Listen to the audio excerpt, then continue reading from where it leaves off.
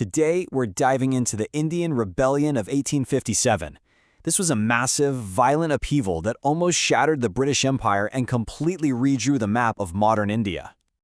In 1857, a question just like this one lit the fuse.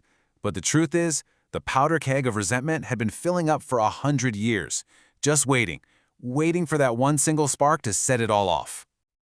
So here's how we're going to break this all down. First, we'll look at that century of resentment that really set the stage. Then we'll dig into the spark that ignited the flame in a town called Meerut, see how the rebellion spread like wildfire, how the empire struck back with brutal force, and finally, what the lasting legacy of all this was. To really get to the heart of what happened in 1857, we've got to rewind the clock a bit. We need to look at that century of simmering tension under the rule of what was, essentially, a massive corporation, the British East India Company. You see, the East India Company started out as just a trading company, not a government. But its victory at the Battle of Plassey in 1757, that changed everything. It started acting like a state, gobbling up Indian territories using a mix of treaties, dodgy alliances, and straight-up force.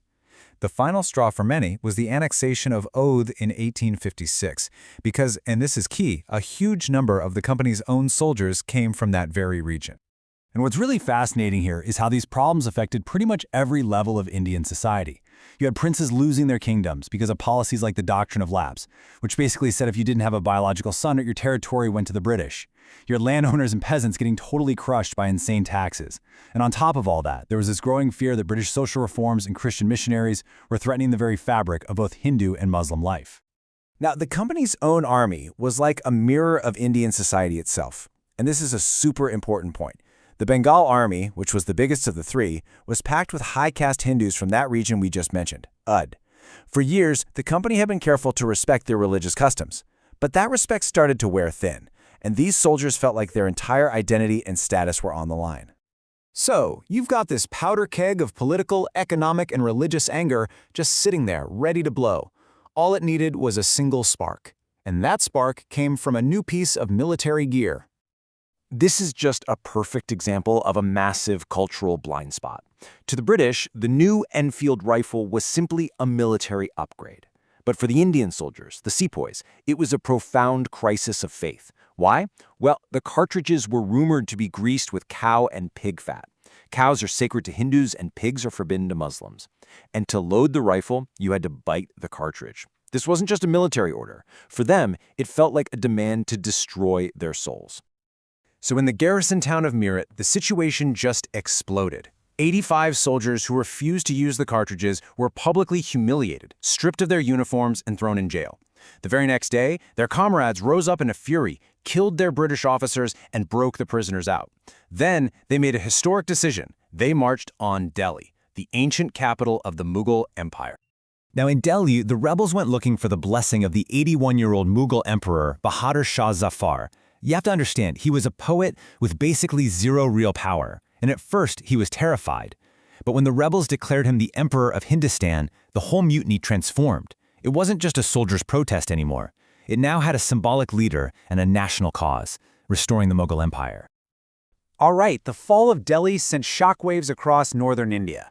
What started as a mutiny in one town had just become a full-blown rebellion, with uprisings popping up in key cities all across the Gangetic Plain.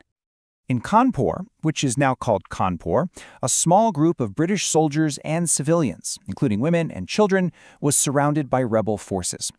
After 3 weeks of brutal fighting and running out of food and water, the British commander finally accepted an offer from the rebel leader, Nana Sahib, for safe passage down the river. But that promise of safety, it was a trap. As the British were getting onto the boats, they were ambushed. Most of the men were killed right there on the spot. The survivors, around 200 women and children, were taken prisoner and later, horribly, murdered in what became known as the Bibigar Massacre. This event sent waves of horror through Britain and fueled a powerful desire for revenge. And the resistance was just as fierce in other parts of India. In Lucknow, the British residency held out under a brutal siege that lasted for months.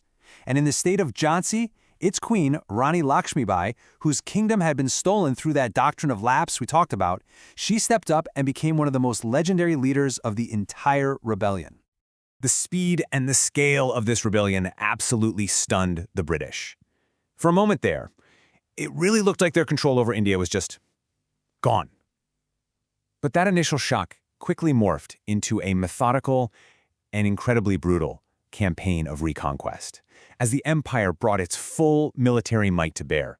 The British response was systematic and it was ruthless. They shipped in reinforcements from all over the world, and crucially, they got the support of Sikh and Gurkha soldiers who didn't share the same grievances as the rebels.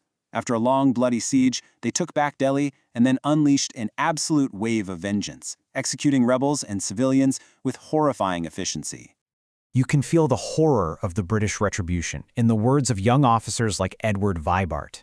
His account shows this was a campaign driven as much by pure revenge as by military strategy, with entire villages being burned down and punishments designed to inflict the absolute maximum amount of terror.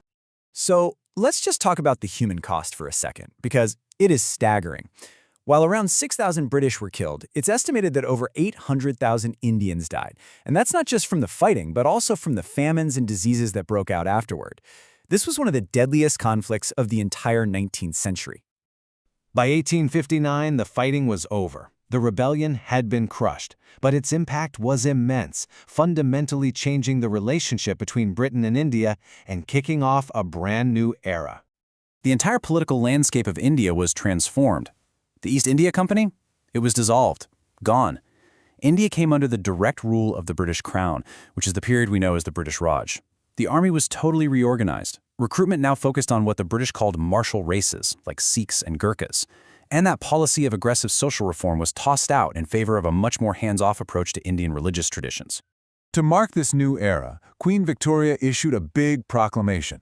It promised to respect Indian religions and treat all Indians as equal subjects. In reality, of course, those promises were often broken. But ironically, that proclamation became a powerful tool for a new generation of Indian nationalists who would use the Queen's own words to demand the rights they'd been denied. So how should we remember 1857? British historians at first just called it the Sepoy Mutiny, really focusing only on the soldiers' revolt. But as we've seen, it was so much bigger than that, with huge numbers of civilians involved.